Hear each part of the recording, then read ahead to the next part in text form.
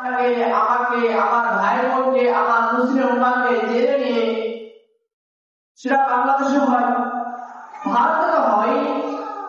কিছুদিন আগেও দেখা গেল যে আমাদের পাকিস্তান, মুসলিম নামধারী গাদ্দার শাসক পাকিস্তান, যখন আমেরিকা 2021 সালে তাদের লেজ গুটিয়ে কুত্তার দলগুলো চলে যাচ্ছিল, এর আগ মুহূর্তে আমাদের এক নওজোয়ান মুসলিম মেয়ে মার্কিন কৌমে হামলা করেছিল। মার্কিন সেনাবাহিনী হামলা করেছিল কে? ওই ব্যক্তিকে পাকিস্তান তাদের গোয়েন্দা বাহিনী দিয়ে যে কোনো ভাবে আটক করেছে। মাসখানেক আগে ওই শয়তানগুলো ওই মুসলিম ভাইকে মার্কিনদের হাতে তুলে দিয়েছে। আপনি আমি আমাদের সহযোগীকে দেখতেছি যে তারা তো মুসলমান, নামাজ পড়তেছে, রোজা করতেছে, মুসলিমদের সন্তানের জন্য কাজ করতেছে, তাই না? যেমন আমরা আমাদের দেশে বলতে পারি না যে আমাদের শাসক গোষ্ঠী যারা আছে তারা কি আসলে মুসলমান আছে নাকি মুরতাদ হয়ে গেছে। কারণ কি? নামাজের সময় টুপিও মাথায় দেয়, মাঝে মাঝে পাঞ্জাবিও গায়ে দেয়, আবার মুসলমানদের বেশভূষা ধারণ করে মুসলিমদের কথার সাথে তাল মিলিয়ে অথবা বাবা-এর সাথে বৈঠকে বসে মুসলিমদের স্বার্থ রক্ষার জন্য বিভিন্ন স্লোগান দেয়। আপনি তাকে মুসলিম বলবেন নাকি মুরতাদ বলবেন? কাফের বলবেন নাকি মুনাফিক বলবেন? কি বলবেন? আপনি সিদ্ধান্তে পড়ে যান।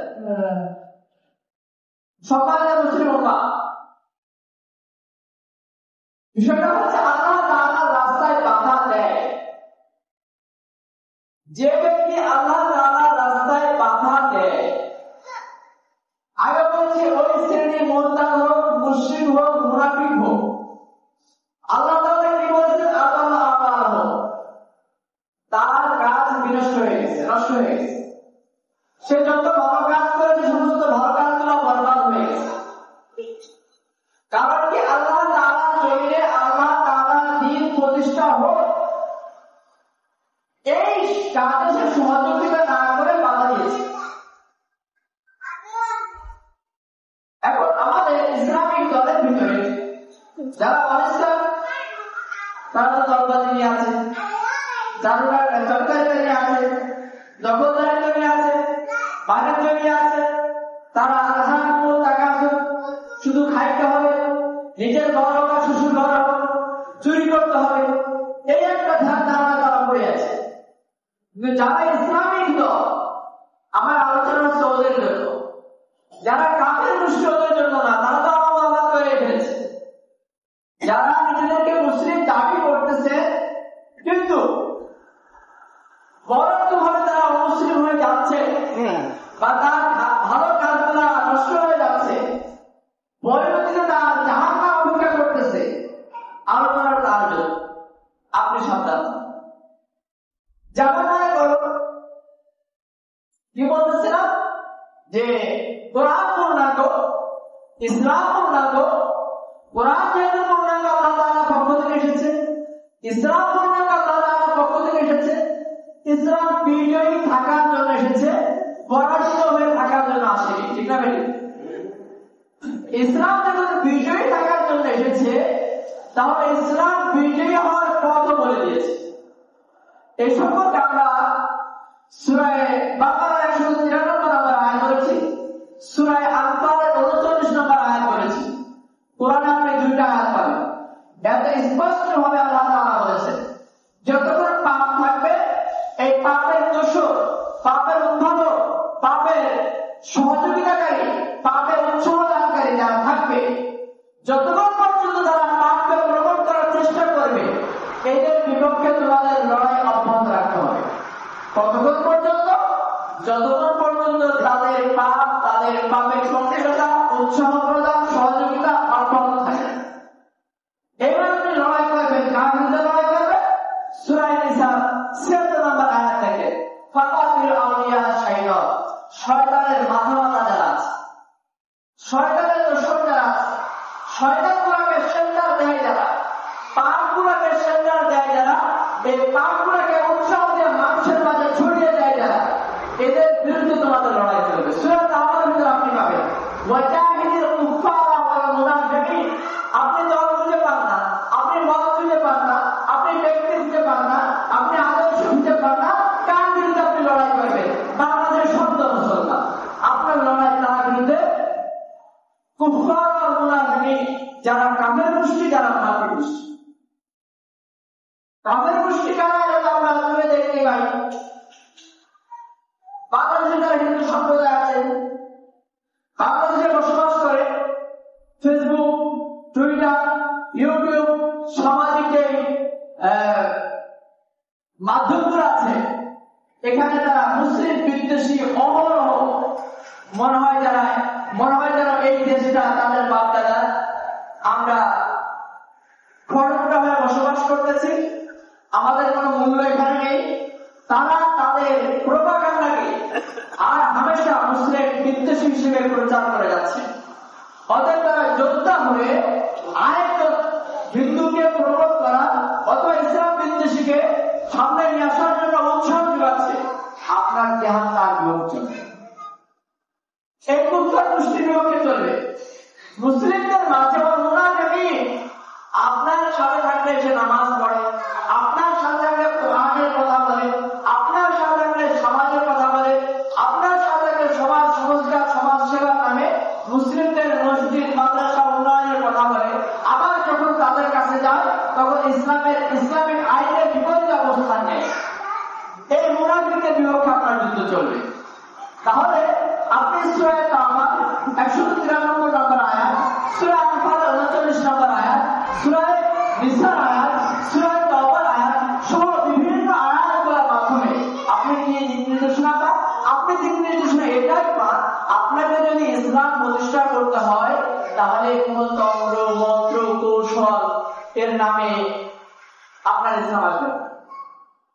আপনাকে যদি ইসলাম বাস্তবায়ন করতে হয়, তারা যেমন আপনাকে চাপ প্রয়োগ করতে চাচ্ছে হুমকির মাধ্যমে অথবা ট্রেনিং এর মাধ্যমে অথবা অস্ত্র জোগাড়ের মাধ্যমে, প্রদর্শনের মাধ্যমে, ব্যবহারের মাধ্যমে, তারা যেইভাবে আপনাকে চাপ প্রয়োগ করতে চাচ্ছে আপনাকে সেইভাবে চাপ প্রয়োগ করতে হবে। কতক্ষণ পর্যন্ত? যতক্ষণ না তারা আপনার কাছে মাথা ঝুঁকিয়ে কর দিতে বাধ্য হয় যে আমরা বেঁচে থাকতে চাই, না কত টাকা দিবা দাও, আমাদেরকে তোমরা নিরাপত্তা দিবা, কত টাকা দিবা দাও। এই পর্যন্ত ইসলামিক রাষ্ট্র যতক্ষণ না গঠন হচ্ছে ততক্ষণ পর্যন্ত আপনার বসে থাকার কোন সুযোগ নেই। এখানে যে আলোচনা করতেছিলাম, ওই কুফার গোষ্ঠী যাদের বিপক্ষে আপনি অবস্থান করবেন, কিভাবে অবস্থান করবেন? জিহাদের মাধ্যমে অবস্থান করবেন। আর এই কারণেই মুনাফিক যারা থাকে, কাফের গোষ্ঠী যারা থাকে, অথবা এই মুনাফিক এবং কাফেরদের সাথে যাদের মহান সম্পর্ক, তারা জিহাদের নাম শুনলে গায়ের ভিতরে চুলকানি নিয়ে আসে, আমাদের শুরু হয়ে যায়। প্রিয় মুসলিম উম্মাহ, আপনাকে বুঝতে হবে জিহাদ হচ্ছে এমন একটা পাওয়া, এমন একটা শক্তি, এমন একটা টাইম বম, মিসাইল, যে যতক্ষণ পর্যন্ত এই জিহাদটা আপনার কাছে থাকবে ততক্ষণ পর্যন্ত আপনাকে টোকা দেওয়ার মতো সাহস কেউ পাবে না। কিন্তু যখন এই জিহাদ নামক মহামূল্যবান বস্তুটা আপনার কাছ থেকে হারিয়ে যাবে, তখন শুধুমাত্র আপনার গায়ে টাচ নয়, দুনিয়া থেকে আপনাকে, আপনার পরিবারকে সকলে ধ্বংস করতে তারা কোনো প্রকার দ্বিধাবোধ করবে না। যখন বর্তমানে আমরা বিভিন্ন রাষ্ট্রে দেখতেছি, এবং আপনারা জানেন কিনা জানি না, আমাদের পাশের রাষ্ট্র, আমাদের পাশের বন্ধু রাষ্ট্র, যাদের সাথে আমাদের রক্তের সম্পর্ক, তাই না? বিশাল রক্তের সম্পর্ক, কারণ আমরা ভারতবর্ষের লোক ছিলাম, বিশাল রক্তের সম্পর্ক। তারা অলরেডি আমাদের ফেনী, আসাম, ত্রিপুরা যে অঞ্চলটা আছে, মোটামুটি সৈন্য সমাবেশ ঘটিয়েছে। আপনারা জানেন কিনা জানি না, গত সপ্তাহে মায়ানমারে বিশাল এক সৈনিক মহল যাদেরকে নাম দেওয়া হয়েছে আরাকান আর্মি। বাংলাদেশের প্রায় 10 কিলো ভিতরে ঢুকে তারা তাদের সৈনিক কুচকাওয়াজ বা উৎসব আনন্দ করে গেছে। জানেন কি আপনারা? আপনার বাড়ি, মনে করেন আপনার বাড়ির পাশে এই মসজিদটা আপনার বাড়ি বা আপনার গ্রাম বা আপনার দেশ, আপনাকে সবর করে খাওয়ার জন্য তারা প্রস্তুত। আপনার পাশে তারা গোলা, কামান, ট্যাঙ্ক, সৈন্য মজুত করেছে। আপনাকে আরেকটু ভয় দেখানোর জন্য আপনার এই বাড়ির গেট দিয়ে 10টা গাড়ি আছে, 2টা গাড়ি পর্যন্ত মনে করেন তারা হেঁটে গিয়েছে বা আনন্দ করে গেছে। যদি আপনার ভিতরে ন্যূনতম মান, সম্মান, ইজ্জত থেকে থাকে, আপনি কি বসে থাকবেন? আপনার ভিতরে যদি ন্যূনতম আত্মমর্যাদা থেকে থাকে, আপনি কি বসে থাকবেন? বলেন। কোন সাউন্ড নেই, আমার কথাকে বুঝতে পারেননি আপনারা? আপনাকে বসে থাকবে? কিন্তু আমাদের দেশে এত মিডিয়া, সেটা ফেসবুকের সাইট হোক, ইউটিউবের সাইট দিয়ে হোক, অথবা আমাদের জাতীয় পর্যায়ে হোক, ইলেকট্রনিক মিডিয়া হোক অথবা ইন্টারনেট মিডিয়া হোক, সবগুলা নীরব দর্শকের ভূমিকা পালন করতেছে। একদিকে রাজনৈতিক দল, অন্যদিকে বৈষম্য ছাত্র আন্দোলন, সবাই দেশটাকে সংস্কার করতে হবে। এদিকে সংস্কারের স্লোগান বলতেছে, আরেকদিকে শয়তানের বাচ্চারা আমাদেরকে মারার জন্য আমাদের সীমান্তে এবং আমাদের বর্ডারে ঢুকে যাচ্ছে, তারা তাদের সৈন্য সামনে পড়াচ্ছে। আমাদের মিডিয়া চুপ আছে, সরকার চুপ আছে, আবার রাজনৈতিক দল, অরাজনৈতিক দল সবাই বিষয়টা নিশ্চুপ আছে। আপনারা কি ভাবছেন? অবস্থাকে সহজ মনে হচ্ছে? অবস্থাটা সহজ না। এমন অবস্থায় আলোচনা কেন নিয়ে আসলাম? যারা কাফের গোষ্ঠী, তারা আল্লাহ তাআলার রাস্তায়, আল্লাহ তাআলার দ্বীন প্রতিষ্ঠা না হওয়ার বাধা দেবেই। কিন্তু কাফের গোষ্ঠীর সাথে তাল মিলিয়ে ইসলাম প্রতিষ্ঠার মাধ্যম আল্লাহ তাআলা দিলেন জিহাদ। আর নাম্বার আপনাদেরকে বলে দিয়েছি, গবেষণা বা পড়াশোনা না করলে জন্য আপনাকে দায় দিতে হবে। কালকে আমাদের ময়দানে জবাবদিহিতার কাজ করে আপনাকে দাঁড়াতে হবে। শিক্ষা না নিয়ে সামনে অগ্রসর না হওয়ার কারণে আপনাকে এই জন্য দায়বদ্ধ করা হবে। যখন আল্লাহ তাআলা বলেছেন যে এই ভাবে ইসলাম প্রতিষ্ঠা হবে, আমি ভাবলাম যে আমাকে কৌশল নেওয়া দরকার। কৌশল নেওয়া দরকারের নামে আল্লাহ তাআলা যখন জিহাদের কথা বললেন, জিহাদের জন্য আমাকে প্রস্তুতি নিতে বলা হয়েছে। এখন জিহাদের জন্য আল্লাহ প্রস্তুতি নিতে বলেছে, একদিকে জ্ঞান করিবা, একদিকে সামরিক। জিহাদের আয়াতগুলো আসলে, জিহাদের হাদিসগুলো আসলে আমি একটুখানি অর্থ বিকৃতি করে চলি, যেমন গত সপ্তাহে আলোচনা করেছি। আবার যখন সামরিক প্রশিক্ষণের কথা বলা হয়, তখন এই ক্ষেত্রে আমার কোন কৌশল নেই, আমার কোন শক্তি সামর্থ্য নেই। এই ক্ষেত্রে আমি নিশ্চুপ হয়ে বসে থাকি। প্রকারান্তরে আমাদের দাদা বাবু যারা আছে, সাবের মাথা যারা আছে, এদেরকে খুশি করে চলার জন্য যতটুকু পদ্ধতি দরকার আমি আমার সেটাকেও মেনে নেওয়ার চেষ্টা করি। আমাদের রাজনৈতিক দলগুলোর ভিতরে দেখা যায় না, যাকে বলে তোষামলি। ইসলাম কি সম্মানের পাত্র নাকি অসম্মানের পাত্র? সম্মানের। ইসলামকে আল্লাহ তাআলা দেয়নি নাকি শয়তানের পক্ষ থেকে এসেছে? আল্লাহ দিয়েছে। আল্লাহ তাআলার পক্ষ থেকে এসেছে সম্মানের পাত্র। মুসলমান ইতিপূর্বে বছর আলোচনা করেছি, নির্যাতিত যারা হয়েছে অথবা হয়নি, আমাদের পূর্বপুরুষ যারা ছিলেন, তারা কখনোই বাতিলের সামনে নিজের মাথা হয়নি। আপনারা গত 2 দিন আগে দেখেছেন আমাদের বাংলার সৈনিকেরা, দালাল সৈনিক কৃষক বিএসএফ যখন ধরে নিয়ে গেছে, তখন তার হাত পা ধরেছে না?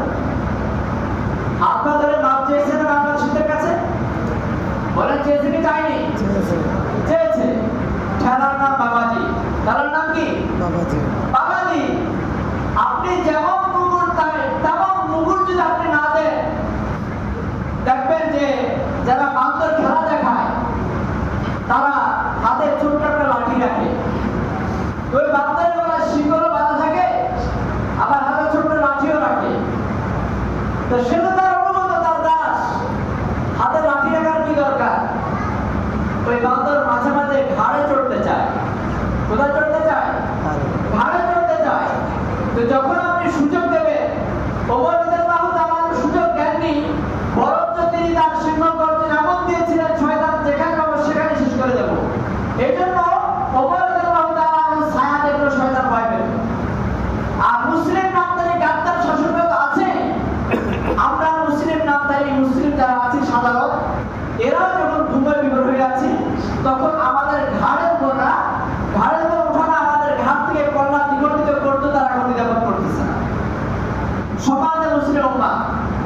এই জন্য আমাদেরকে জায়গায় আসতে হবে। আল্লাহ তাআলা আমাকে আপনাকে, আল্লাহ যেমন সম্মানিত বলছেন তার কাছে সম্মান চাইতে, যেমন সেজদার ভিতরে দুই সেজদার মাঝে যে দোয়া করতে হয়, এখানে আল্লাহ তাআলা শিখিয়েছেন, হে আল্লাহ আমার সম্মানকে বৃদ্ধি করে দেন। তো সম্মানকে আপনি কোথায় বৃদ্ধির জন্য দোয়া চান? দুনিয়াতে এবং আখিরাতে। কিন্তু যখন কুফার বসে আপনার জান নিয়ে, আপনার মাল নিয়ে, আপনার ইজ্জত দিয়ে সিনেমিনি খেলা খেলে, এটা তো সম্মানের কিছু না, এটা অসম্মানের প্রশ্ন। এই জন্য সম্মানিত মুসলিম ভাইরা, আপনার সম্মান যদি আপনার টিকিয়ে রাখতে হয়, সম্মানের পথ যেটা সেখানে আপনাকে হাঁটতে হবে, সেখানে আপনাকে যেতে হবে। এবং তোষামোদী রাজনীতি আমরা করি, অথবা আল্লাহর উপরে তাওয়াক্কুল করে নিজের জীবনকে বিসর্জন দিতে হয়। বিসর্জন যদি না দিয়ে আমরা তোষামোদী রাজনীতির মাধ্যমে তাদেরকে সন্তুষ্ট করে সামনে আগাতে চাই, আল্লাহ রাব্বুল আলামিন আমাদেরকে অপমানিত, লাঞ্ছিত করবে, কিন্তু আমাদের মাধ্যমে আল্লাহ তাআলা ইসলামকে বিজয় করবেন না, আমাদেরকে সম্মানিত করবেন না। এই কথাটা আল্লাহ তাআলা বলেছে, ওয়াসাদু আন সাবিলিল্লাহ। আল্লাহ তাআলা রাস্তায় বাধা দেয়। কারণ আপনি যাচ্ছেন যে ভোটের মাধ্যমে, কৌশল করে, ওই যে বললাম কৌশল, ভোটের মাধ্যমে আমাদেরকে খুশি করতে চান, ওই নামাদেরকে খুশি করতে চান।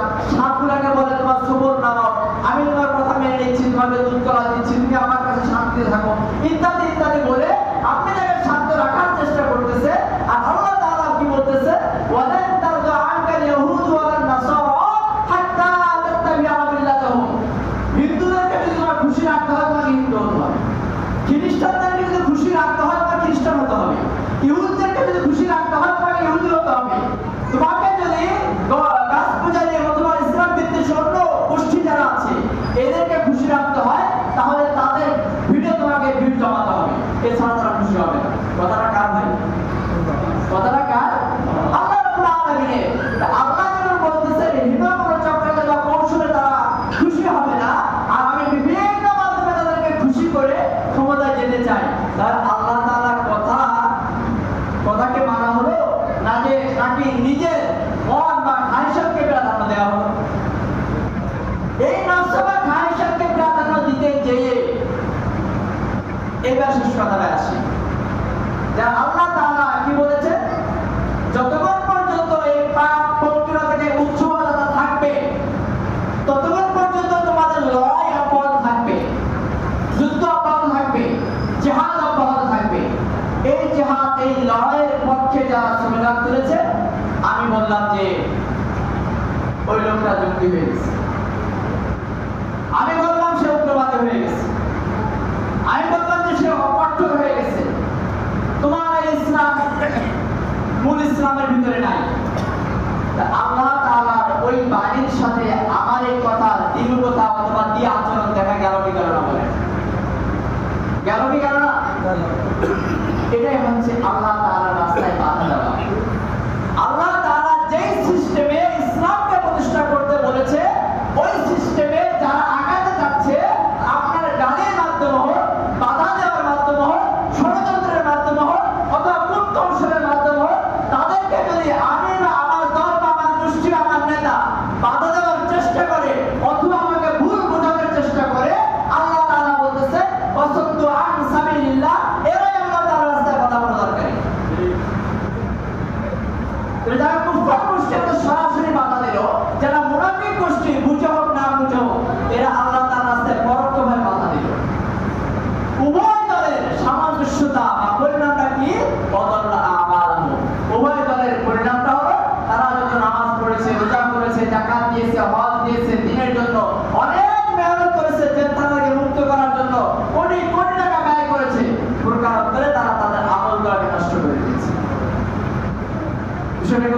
তাআলা ওয়া সাদ্দু আন সাবিলিল্লাহ।